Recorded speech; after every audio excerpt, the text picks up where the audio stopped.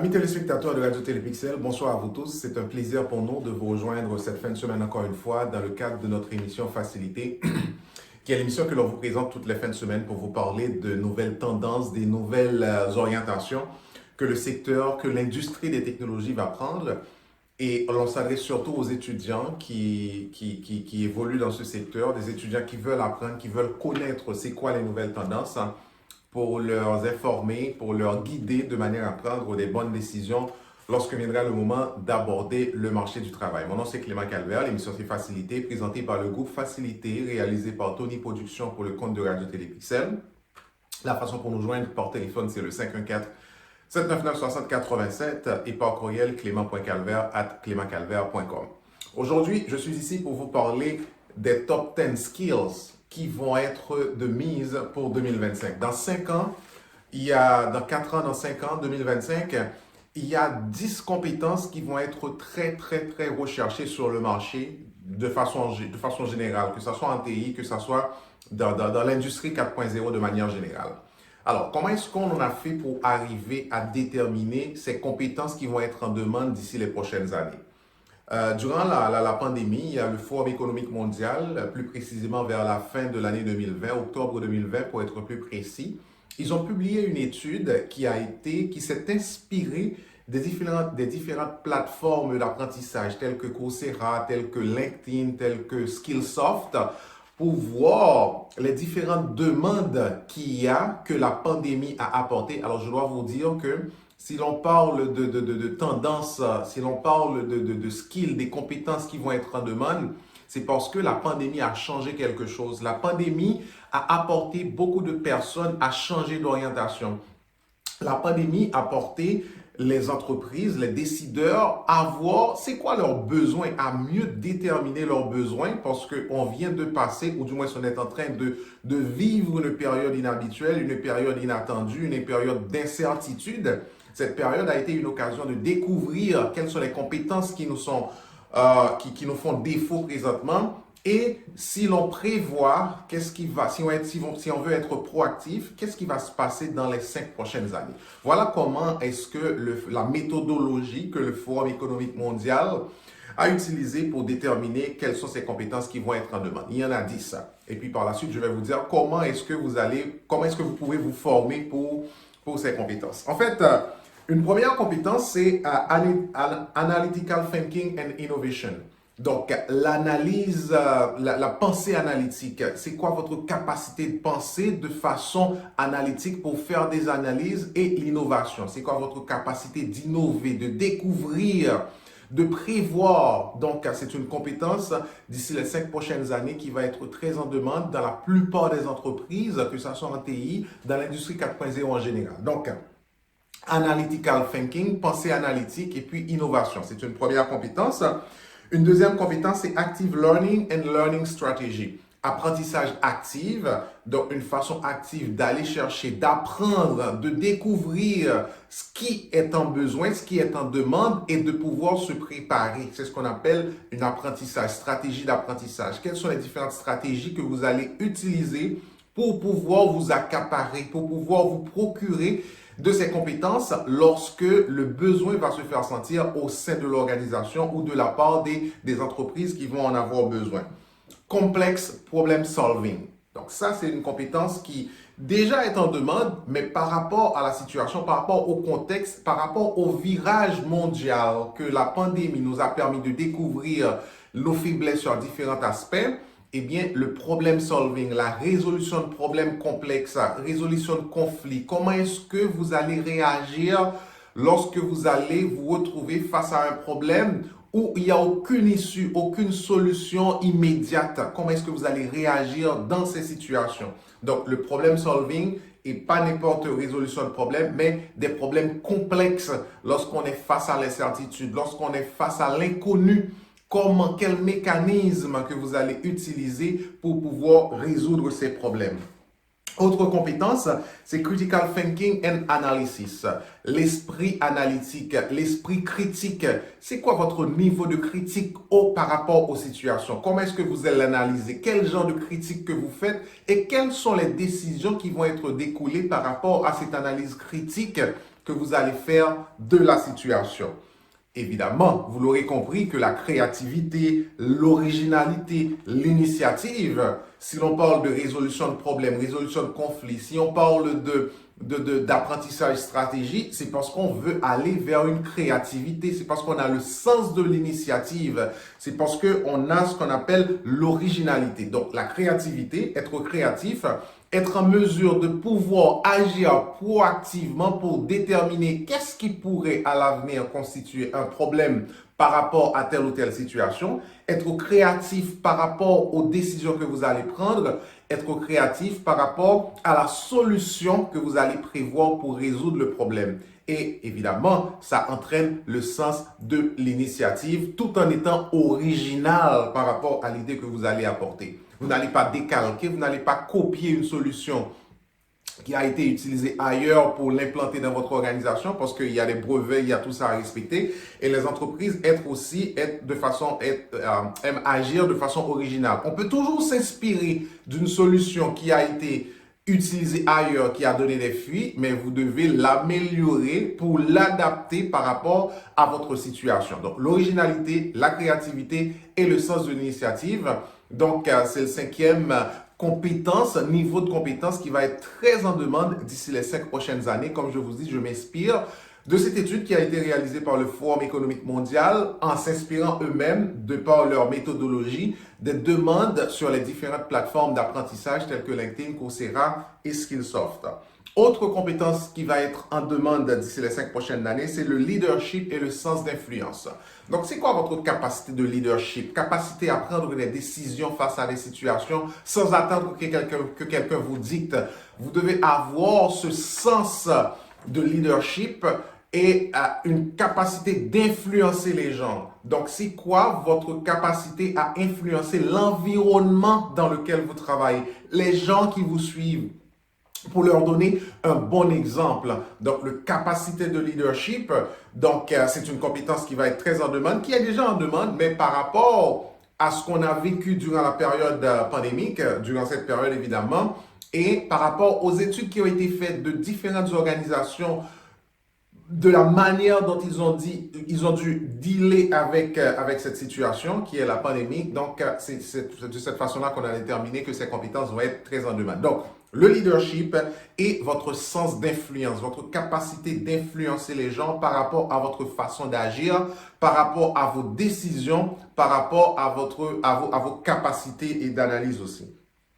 Autre compétence, c'est Technology Use, Monitoring and Control. Donc, c'est quoi votre capacité à utiliser les technologies? Comment est-ce que vous les utilisez? Comment est-ce que vous exploitez les technologies? À quelle fin est-ce que vous les utilisez? Est-ce que vous les maîtrisez? Est-ce que vous êtes capable de vous associer aux outils technologiques pour produire des résultats? Donc, et aussi le monitoring et le control. Donc, je pense que je vous ai déjà parlé de monitoring and control dans l'une de nos livraisons passées.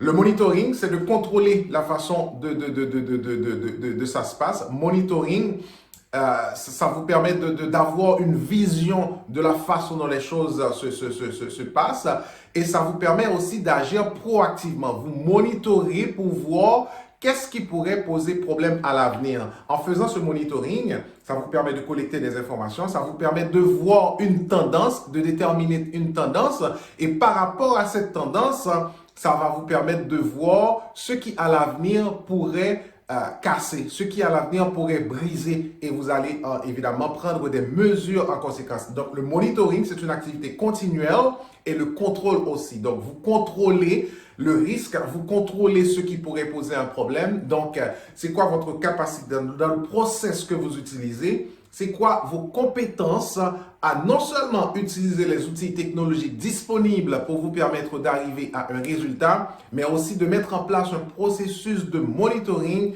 et un processus de contrôle qui va vous permettre d'arriver à votre finalité en succès.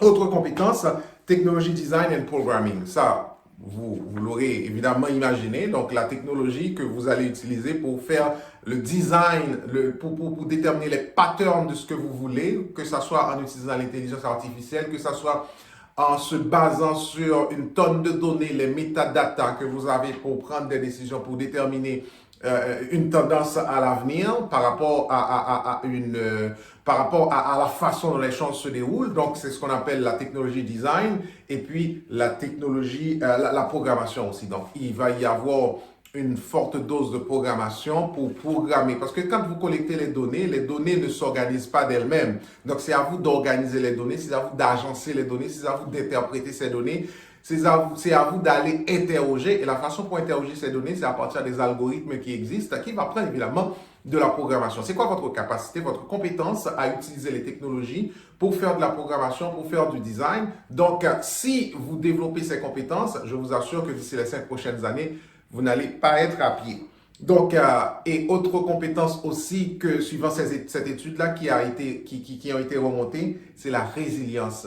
La résilience, c'est un mot qui est revenu dans la plupart de discours. Je ne sais pas si vous entendez, la plupart des dirigeants d'entreprise, des chefs de gestion, des managements, là, des managers qui prennent...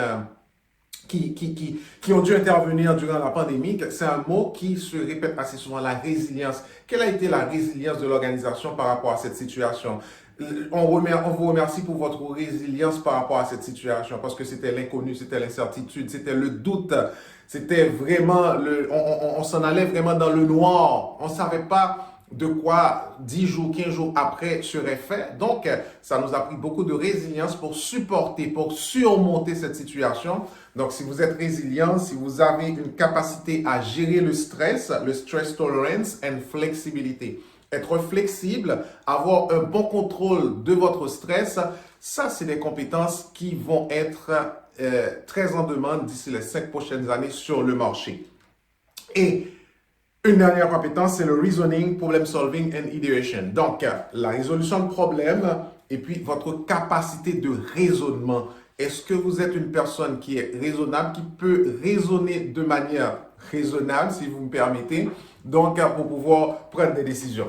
Alors, remarquez, mesdames, messieurs, de toutes ces compétences que je vous ai dit, ce n'est pas forcément des compétences que vous allez vous asseoir sur un banc d'école pour dire, écoute, je veux me perfectionnaliser en esprit critique. Je veux avoir une bonne capacité d'analyse critique. Donc, c'est plutôt des compétences que vous allez acquérir avec l'expérience. En fonction de ce que vous faites comme travail, en fonction de votre...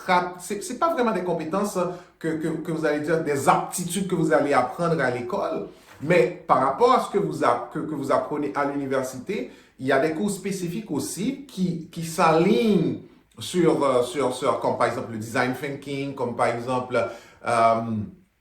l'intelligence artificielle aussi, ça prend aussi beaucoup de capacité d'analyse, beaucoup de capacité de résolution de problèmes. Mais ce que je veux vous dire, c'est qu'il y a un effort personnel aussi à faire. C'est pas le prof, c'est pas l'université qui va vous dire, écoute, allez étudier ça, et puis vous allez devenir une personne avec une bonne capacité d'analyse, avec une personne avec une bonne capacité de critique. C'est plutôt des études de cas que vous allez faire. Vous allez être en présence des situations bien spécifique, bien déterminé, et vous allez réagir face à ces situations. Et dépendamment des différentes études de cas que vous aurez à faire, vous allez vous améliorer dans vos approches par rapport à ces situations pour devenir vraiment un pro, que ce soit en résolution de problèmes, que ça soit en analyse, que ça soit en esprit critique, que ça soit en flexibilité, en résilience.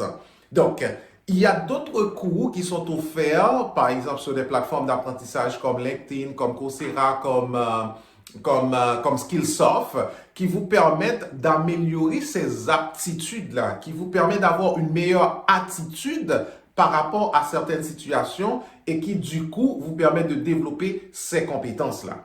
Donc, c'est important, mesdames, messieurs, et ceci me ramène à vous raconter une petite anecdote. J'ai une copine qui s'est inscrite à l'école de médecine à Harvard University. À son premier jour de cours, et elle m'a raconté que les profs lui ont dit, je veux que vous vous mettiez ça en tête. 50% de ce que l'on va vous apprendre à l'école de médecine est faux, 50% de ce que l'on va vous apprendre est vrai. Mais le problème, c'est pas parce qu'il y a du faux, il y a du vrai. Le problème, on sait pas ce qui est faux, on ne sait pas ce qui est vrai. Wow! Je vous parle d'Harvard University, là, c'est l'une des meilleures, des grandes universités américaines.